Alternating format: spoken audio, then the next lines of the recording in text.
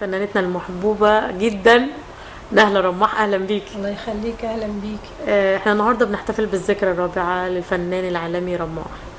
عايزين بقى نعرف حاجات كده عن رماح محدش يعرفها، يعني نعرف الناس او نعرف جمهور الفيسبوك بالذات. مين رماح؟ اول حاجة هو وحشني.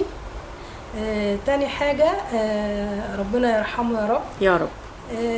تالت حاجة هو سب، يعني هو رمز، انا بعتبره رمز، رمز لمصر فعلا.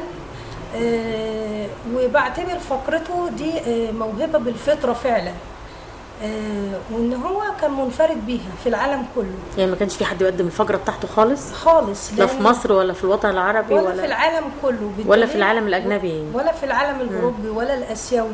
والدليل على كده ان هم لف العالم كله وحاز اعجاب كل رؤساء الدول والملوك، وخد جوائز. اعتقد كمان، انا فاكره ان هو راح باريس في حفله كان فيها السيده ام كلثوم نفسها، كانت فاكراه اجنبي، فقالت له انت مصري فعلا؟ قال لها قالت له ازاي بتعمل الحاجات دي؟ يعني انا فاكره كان عندنا الجريده اللي بتقول الكلام ده كمان.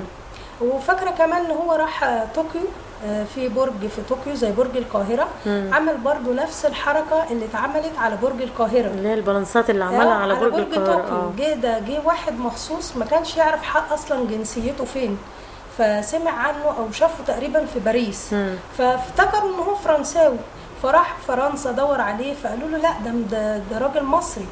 جاله مصر وشافه، وجه خده من وزاره الثقافه وطلع بيه اليابان عشان يعمل الحركه اللي هي اتعملت اول مره في سنه 63 لافتتاح البرج القاهره. كانت صوره شهيره، هو لصحفي معروف بس انا مش متذكره اسمه اسمه. فكانت هي صورة شهيرة، هي وصورة الزعيم الراحل جمال عبد الناصر برضو مع ملك من ملوك العرب. كان الصورتين دول مع افتتاح البرج القاهرة سنة 63. يعني حضرتك عايز تقولي ان هو البالانسات على البرج القاهرة عاملها مرتين. المرة الأولى في افتتاح البرج، المرة الثانية اعتقد دي في حرب اكتوبر. انا ما كنتش في مصر، بس انا عرفت الكلام ده لما جيت منه ومن الزملاء وكده، اللي هو حضرتك مدونه في الفيسبوك. هو على حسب المعلومات اللي وصلت لي ان هو فعلا ان جاله اوردر من الرئيس انور السادات ان هو يعمل الموضوع البالانسات ده الساعه 12 الظهر او الساعه 1 الظهر، يعني قبل بدايه الحرب بساعه او ساعتين.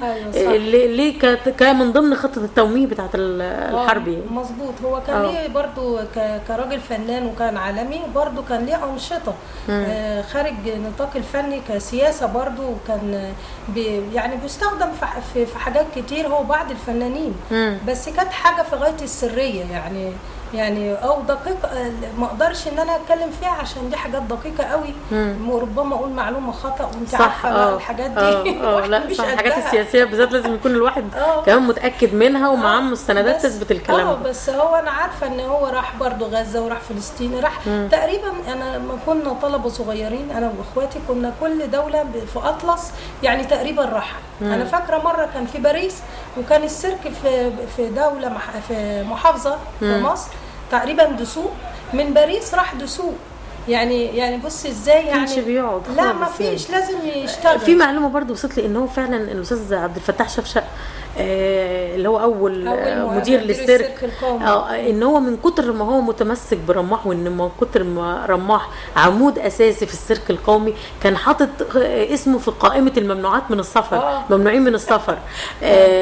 وفعلا محاول ان هو يسافر واتقبض عليه في المطار ورجعوه فعلا، لانه ما يقدرش السيرك يستغنى عن رماح. هو ده انا سمعت برضو المعلومه دي مظبوطه يعني. مظبوطه. وكان هو تقريبا كمان هو وطني بطبيعته. انت عارفه فنان عالمي زي ده جاله جميع العروض من جميع الدول الاوروبيه، انا فعلا بمبالغ طائله، بس هو مرتبط بالارض ومرتبط بالزوجه وبالاولاد وبالوطن. هو من نوع ما بيحبش يغترب، اللي هو يغترب على طول، هو يحب يبقى زي نموذج يمثل بلده ويرجع تاني. هي بيحس بالفخر، سفير لمصر ويجي تاني. وبعدين هو ما بيمثلهاش فنيا زي ما قلت لك، هو في حاجات كتير قوي بتطلب منه وكان بيعملها. من ضمن كمان الحاجات هبقى اجيبها لك، ان هو في فرنسا في الدعايه كان في الكوبايات، كانت لسه مصر ما تعرفش الحاجات دي، على الكوبايه نفسها الكاسه دي بتاعت الميه معموله صوره صور وهو كرماح. عندنا لغايه دلوقتي كنوع من الدعايه. وبرضه خد اللي هو زي حاجه زي الاوسكار كده برضه، دي عندنا برضه عند والدتي في البيت محتفظه بيها.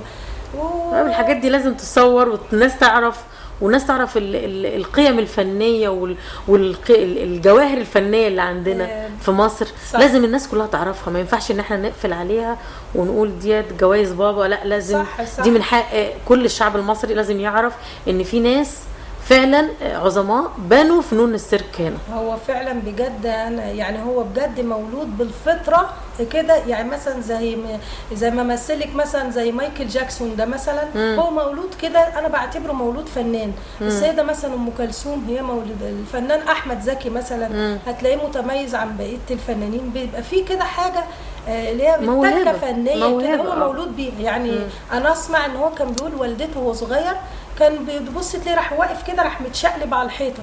طبعا هو من بلد ارياف، والدته مش عارفه تقول له يا ابني اتعدل ايه ده، لا بطنك تيجي مش عارف ايه، فطبعا ما تعرفش، فهو جاي كده يقول انا جاي متشقلب لوحدي. سبحان الله، ربنا مديله موهبه فعلا. يعني لدرجه انا كنت في ناس برضه قالوا له متهيألي كان جسمه ما فيهوش عظم خالص، يعني عباره عن لحم. في دكاتره عملوا عليه اختبارات كتير عشان يشوفوا ازاي بيحصل ان هو المرونه الفائقه في فقرات الظهر بالذات. كمان كان عنده مواهب فنيه كتيره، ان هو ممكن ينحت العظم، يعمل منه اشكال وزهره لوتس ما اعرفش اسماء. عنده كمان اللي هو الفن ناسيه اسمه، الفن اللي هو ممكن يجيب لك البروفيل بتاعك اللي هو الاسود ده اللي بيقص. ايوه ده ليه اسم بس انا مش متذكره. برضو يعمل لك الورق اللي مفرغ، يعمل لك رسومات بيها اللي هي عامله زي القيمه دلوقتي بيسموها. حاجات في زي الارابيسك كده. برضو ليه فنيات كتير قوي. وبعدين هو اللي كان بيصنع اجهزته بنفسه دي كمان. ولو حد محتاج في اللي هنا في حد يصمم لي اجهزه بتاعي، يصمم الجهاز واللبس بتاعه هو اللي كان بيصنعه بنفسه. هو كمان بيعرف يخيط. في حد بقى من ابنائه خد موهبه من مواهب رماح؟ هو طبعا مش بنفس القدر اللي بتاعه هو. يعني انا مثلا المجال بتاعي انا الوحيده اللي ممكن اكون زميلتكم هنا في السيرك. عندي اختي الصغيره هي دكتوره في جامعه في تربيه رياضيه، يعني برضو في مجال الجمباز وكده. وعندي اخويا محمد رماح برضو كان مدرب دولفين، وبرضو كان في مجال السيرك، بس هو دلوقتي برضو يعني اعتزل. لكن مش الفقره بتاعت والدي، مش فقره الكاوتشوك دي، فقره صعبه جدا وبالذات على الرجاله. وهو مارسها بعد سن ال60، يعني دي معجزه في حد ذاتها. انا فعلا وصلت لي برضو المعلومه دي ان هو بعد 65 سنه كان بيعرض. يعني ده بجد اعجاز، دي قمه اللياقه البدنيه. يعني بصي اي فنان رياضي تبص تلاقيه بعد ال40 بقى في المنحنى اللي نزل لتحت. لا هو ما شاء الله يعني بصراحه بجد يعني عبقريه، يعني عبقريه في كل حاجه. مدام نهله احنا بنشكر حضرتك. انا طولت عليك؟ لا ابدا، لا والله انا الحديث يعني ممتع معاكي بصراحه. يعني لا الحديث ممتع جدا معاكي جدا يعني. ونفسي طبعا رماح ما ينفعش الواحد يتكلم عليه، في عايز ساعات وايام طويله قوي. احنا بس بنقدم جزء بسيط وتقدير بسيط جدا لتاريخه وعطائه الفني يعني. انا اشكرك يا مدام رحاب بجد. السيرك القومي يعني فخور بانك مديرة العلاقات العامة بالسيرك، وده بجد شرف كبير. ودي اول مرة تحيا ذكرى فنان، ذكرى والدي الفنان رماح بالسيرك القومي. فاشكرك ان انت على تقديرك ده، وعلى انك ده اقل واجب. بجد والله. لا والله اقل واجب يعني على تاريخه الفني والواحد بيسمعه والجوائز اللي خدها، يعني ده اقل واجب تقدم له فيه ان احنا نفتكره في يوم ذكراه يعني. بنشكرك يا مدام نهله، وتعيشي وتفتكري. الله يكرمك. شكرا يا فندم. شكرا يا مدام.